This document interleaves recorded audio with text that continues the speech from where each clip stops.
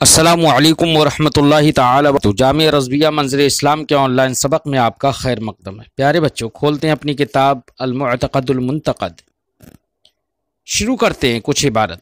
بسم اللہ الرحمن الرحیم۔ ومنہ انہ مرید والارادۃ صفۃ وجودیۃ قائمۃ بذاتہ توجب تخصیص المقدور بخصوص وقت ایجادہ، والعلم متعلق ازلا بذلك التخصيص الذي اوجبته الاراده، كما ان الاراده في الازل متعلق بتخصيص الحوادث باوقاتها ولم يحدث له علم بحدوث الحادث، كما زعم جهم بن صفوان وهشام بن الحكيم، ولا اراده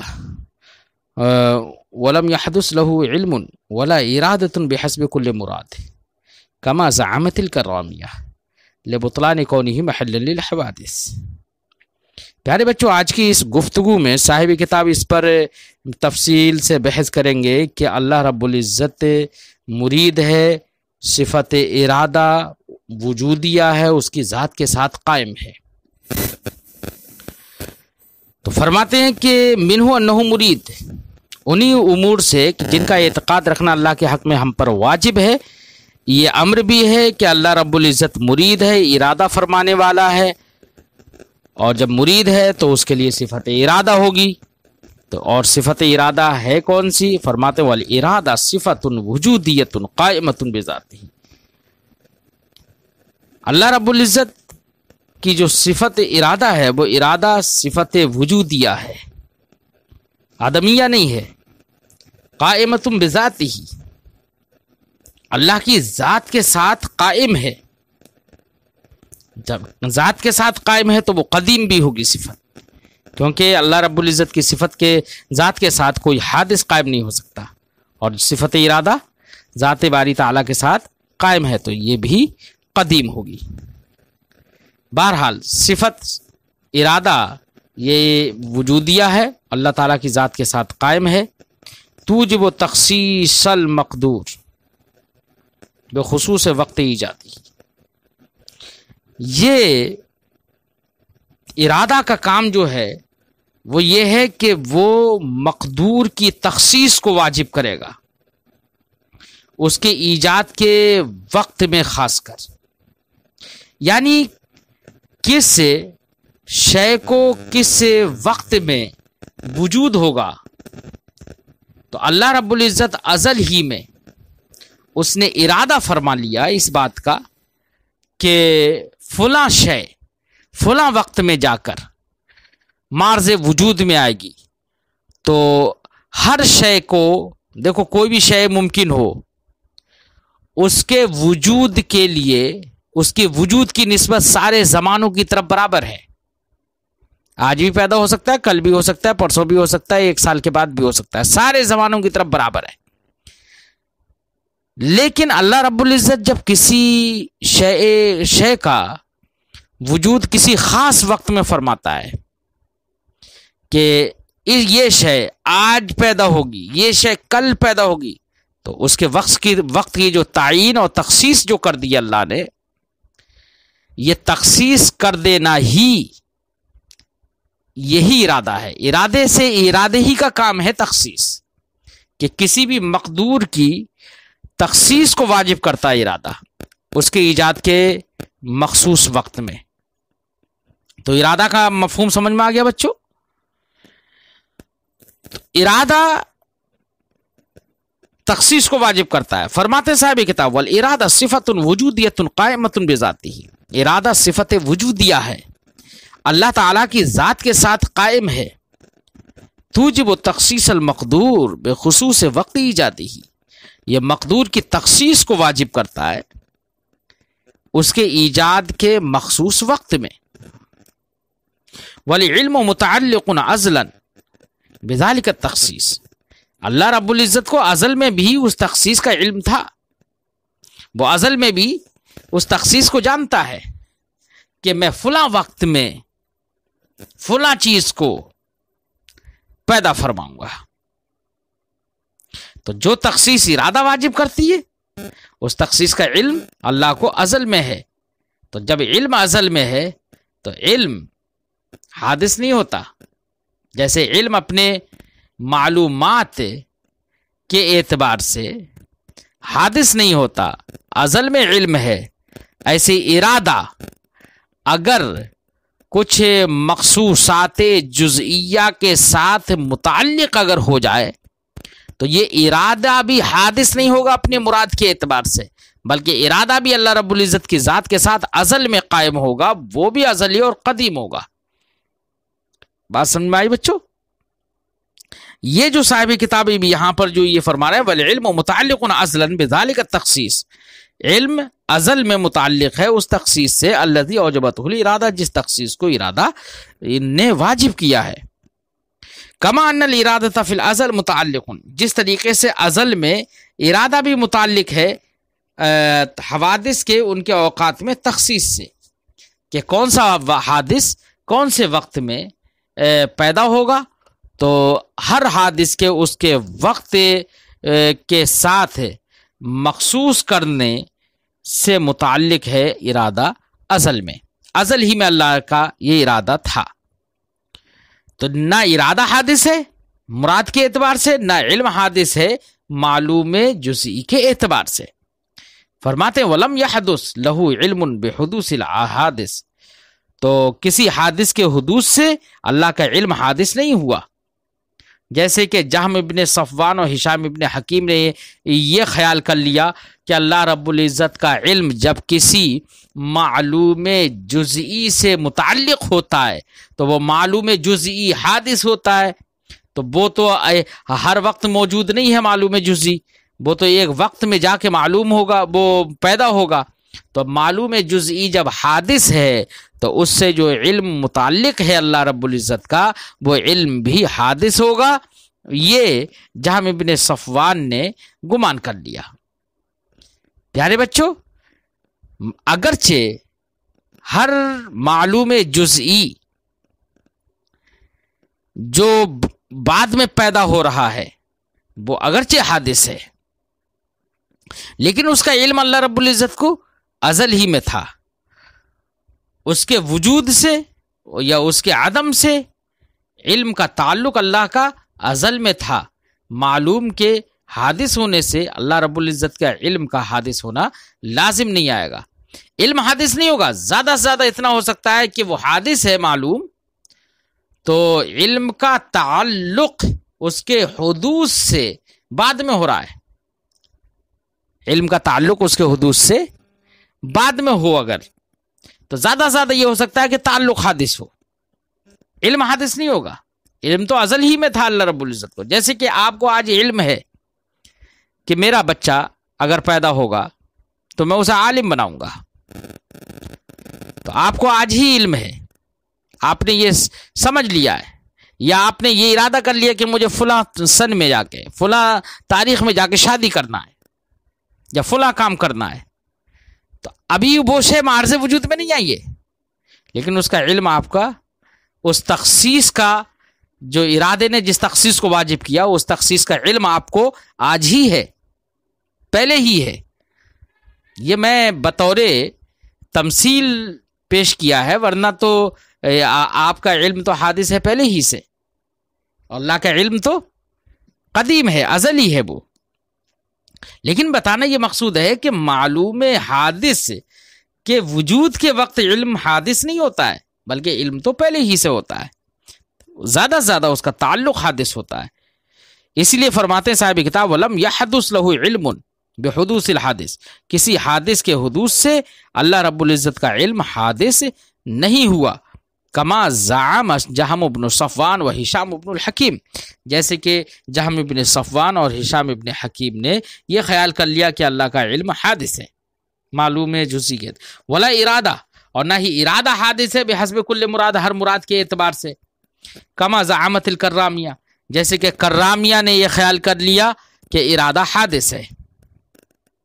اب ارادہ حادث ہے اور اللہ تعالیٰ کی ذات کے ساتھ قائم بھی مانتے ہیں، تو انہوں نے اس کو حادث مان کر اللہ تعالیٰ کی ذات کے ساتھ قائم اس لیے مان لیا کہ ان کے نزدیک اللہ رب العزت کی ذات کے ساتھ حوادث کا قیام جائز ہے، معاذ اللہ تعالی۔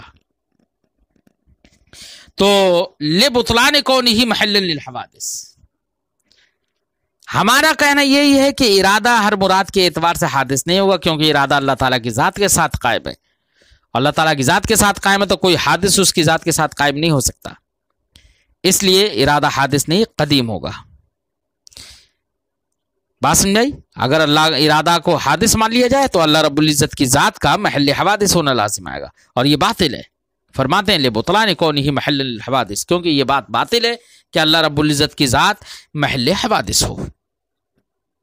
تو بہرحال آپ کو سمجھ میں آ گیا کہ علم کے تعلق سے جہم بن صفوان اور ہشام بن حکیم کا اعتراض تھا، انہوں نے وہ علم الہی تعالیٰ کو حادث مان لیا تھا، اور ارادہ میں کرامیہ کا اختلاف تھا کہ کرامیہ نے اللہ رب العزت کے ارادے کو حادث مان لیا تھا۔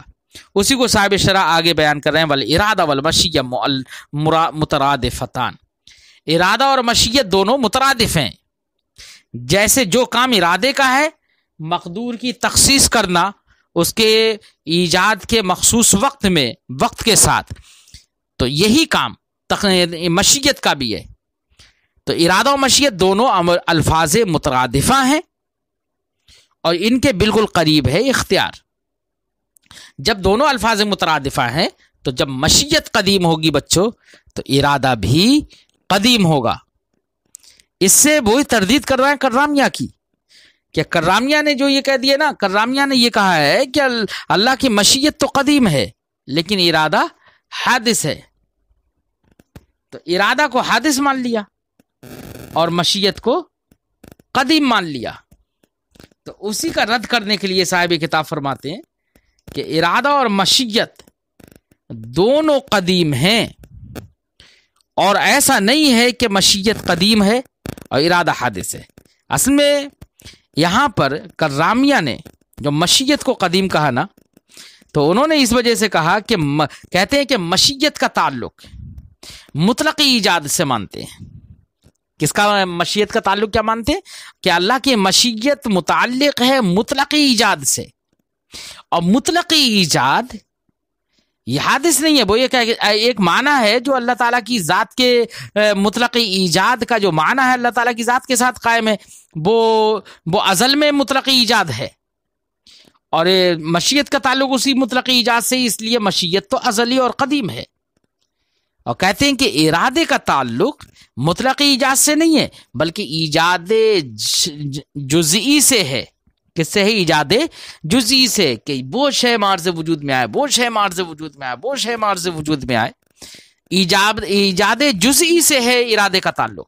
اور جب ارادے کا تعلق ایجاد جزئی سے ہے تو ایجاد جزئی تو مارز وجود میں جو آتا ہے تو وہ ایجاد جزئی تو حادث ہوتا ہے۔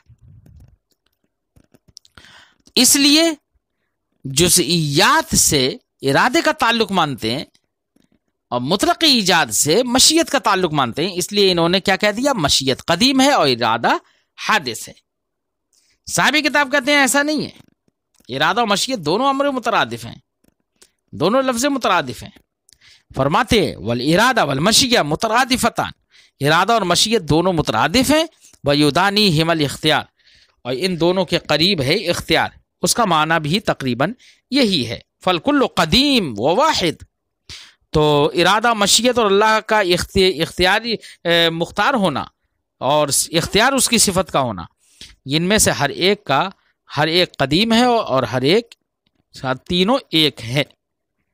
لا کما یزعم ان المشیت یزعم ان المشیت قدیم، ویسا نہیں ہے جیسے کہ یہ خیال کر لیا جاتا ہے کہ مشیت قدیم ہے اور ارادہ حادث ہے، جیسے کہ کرامیہ نے کہا۔ ولا کما زعم ان معنی ارادۃ فعلہ، ایسے ہی ارادہ اور مشیت دونوں امر مترادف ہیں، تو جیسے اللہ تعالیٰ کی مشیت اس کی ذات کے ساتھ قائم ہے تو ارادہ بھی اس کی ذات کے ساتھ ہی قائم ہے۔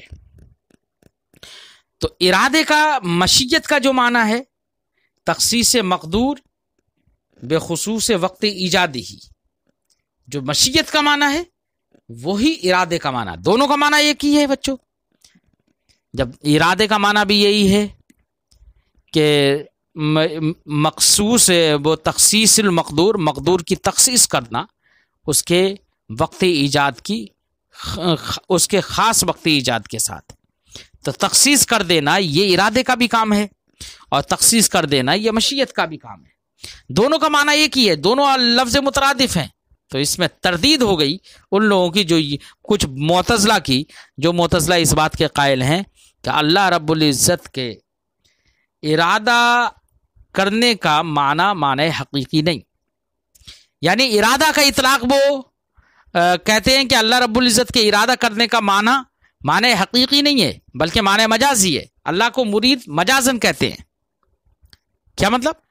تخصیص مقدور کے معنی میں لیتے ہی نہیں ہے وہ کہتے ہیں کہ ارادہ کا معنی ہوتا ہے اللہ رب العزت اپنے فعل کا ارادہ فرمائے، تو اپنے فعل کے ارادہ فرمانے کا معنی ہوتا ہے کہ اللہ رب العزت مغلوب نہیں ہے، مکرہ نہیں ہے، مجبور نہیں ہے، بھولنے والا نہیں ہے۔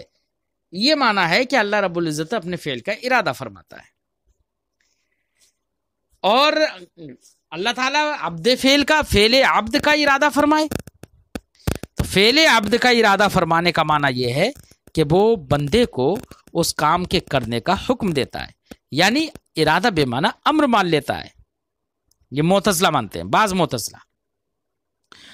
تو جب مصنف نے یہ کہہ دیا ارادہ و مشیت دونوں مترادف ہیں، تو ثابت ہو گیا کہ جس طریقے سے مشیت کی نسبت اللہ کی جانب حقیقتاً ہے، ویسے ارادے کی مشیت بھی اللہ کی جانب حقیقتاً ہے۔ فعال لما یرید، وہ جو چاہتا کرتا ہے۔ تو یرید کی نسبت یہ نہیں ہے کہ اللہ تعالیٰ مجبور نہیں ہے، اس معنی میں نہیں ہے، اور فعل عبد کے ارادہ فرمانے کا معنی یہ نہیں ہے کہ وہ اس کو حکم دیتا ہے، کیونکہ ارادہ اگر امر کے معنی میں ہو بچوں تو یہ ہرگز نہیں ہو سکتا۔ پھر تو لازم آئے گا کہ اللہ رب العزت جس چیز کا حکم دے اس کا ارادہ بھی فرمائے۔ اگر امر مستلزم ارادہ ہو تو جس کا حکم دے اس کا ارادہ بھی فرمائے۔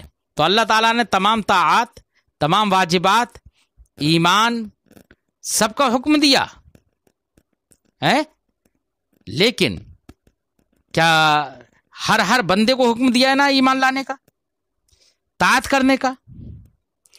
لیکن کوئی کرتا ہے؟ نہیں کرتا ہے۔ لیکن اگر اللہ رب العزت ارادہ فرماتا، ولو شاء اللہ ہو، اگر اللہ تعالیٰ ارادہ فرماتا تو یقیناً معرض وجود میں آتا، سارے مومن ہو جاتے، نہیں ہو جاتے، لیکن ارادہ نہیں فرمایا۔ اس سے یہ سمجھ میں آیا کہ ارادہ الگ ہے اور امر الگ ہے۔ امر، ارادہ بے معنی امر ہرگز نہیں ہو سکتا۔ بات سمجھ آئی بچوں؟ اسی کو صاحب کتاب فرماتے ہیں ولا کما زعما، اور ویسا بھی نہیں ہے جیسا کہ یہ بعض معتزلہ کی طرف سے یہ گمان کر لیا گیا ہے کہ ان معنی ارادت فعلہ، کہ اللہ رب العزت کا اپنے فعل کے ارادہ کرنے کا مطلب ہے انہ لیس بمکرہ ولا مغلوب ولا ساہن، کہ اللہ نہ مکرہ ہے، نہ مغلوب ہے، نہ ہی ساہی ہے۔ وہ معنی ارادت ہی فعل غیر ہی، اور اللہ رب العزت کا اپنے غیر کے یعنی اپنے علاوہ کے فعل کا ارادہ کرنا، یعنی فعل عبد کا ارادہ کرنے کا معنی ہے انہ امر بھی، کہ اللہ نے اس بندے کو اس کام کے کرنے کا حکم دیا۔ یہ معنی کہہ رہے ہیں کہ نہیں، یہ ایسا ہرگز نہیں ہو سکتا، یہ معنی نہیں ہے، بلکہ ارادہ و مشیت دونوں ایک ہی معنی میں ہے۔ فرماتے ہیں وقد اتفق جمیع الفرق علی انہ تعالی مرید، تمام فرقوں نے اتفاق کیا ہے اس بات پر کہ اللہ رب العزت مرید ہے۔ مرید ہونے میں تو اتفاق کیا ہے، ارادے کے معنی میں اختلاف کر لیا ہے۔ وَإِنِ اخْتَلَفُوا فِي مَعْنِ الْإِرَادَةِ، اگرچہ معنی ارادہ میں اختلاف کر لیا، تو تمام کا اتفاق ہے اللہ کے مرید ہونے پر۔ تو اللہ کا مرید ہونا اجماعی ہو گیا، اور اس کا مرید ہونا قرآن سے بھی ثابت ہے۔ تو اجماع ایک دلیل ہے، قرآن ایک دلیل ہے، حدیث پاک سے بھی ثابت ہے اس کا مرید ہونا۔ تو قرآن، حدیث اور اجماع جو کہ دلیل ہیں، جو معتبر ہیں باب عقائد میں، تو ان تمام سے اللہ رب العزت کا مرید ہونا ثابت ہے، جس کو صاحب کتاب اجماع کی طرف تو یہ ذکر کر دیا کہ تمام فرقوں کا اتفاق ہے اس بات پر کہ اللہ تعالیٰ مرید ہے، اگرچہ معنی ارادہ میں اختلاف کیا۔ قرآن سے اس کی دلیل یہ ہے، قال تعالی، اللہ تعالیٰ نے فرمایا یرید اللہ بکم اليسر، اللہ تمہارے ساتھ آسانی چاہتا ہے۔ یرید اللہ لیبین لکم، اللہ چاہتا ہے کہ تمہارے لیے بیان فرما دے. وما تشاؤون الا ان یشاء اللہ، تم نہیں چاہتے ہو مگر یہ کہ اللہ چاہتا ہے. تو یہاں پر مشیت کی بھی نسبت اللہ ہی کی جانب. وربک یخلق ما لا یشاء ما یشاء، اللہ رب العزت پیدا فرماتا ہے ما یشاء جو وہ چاہتا ہے، ویختار اور اختیار فرماتا ہے، الی غیر ذالک غیرھا من الآیات والاحادیث، اس کے علاوہ بہت ساری آیات بھی ہیں، بہت ساری احادیث بھی ہے جس میں یہ معلوم ہو جاتا ہے کہ اللہ رب العزت مرید ہے، اللہ رب العزت شائی ہے، اور اللہ رب العزت مختار ہے. پیارے بچوں، بعض معتزلہ کا بھی رد ہو گیا، کرامیہ کا بھی رد ہو گیا، جہم بن صفوان کا بھی رد ہو گیا. خلاصے گفتگو ذہن میں رہے. آج کی گفتگو بچوں یہیں پر ختم کرتے ہیں، پھر آئندہ اگلے سبق میں ملتے ہیں.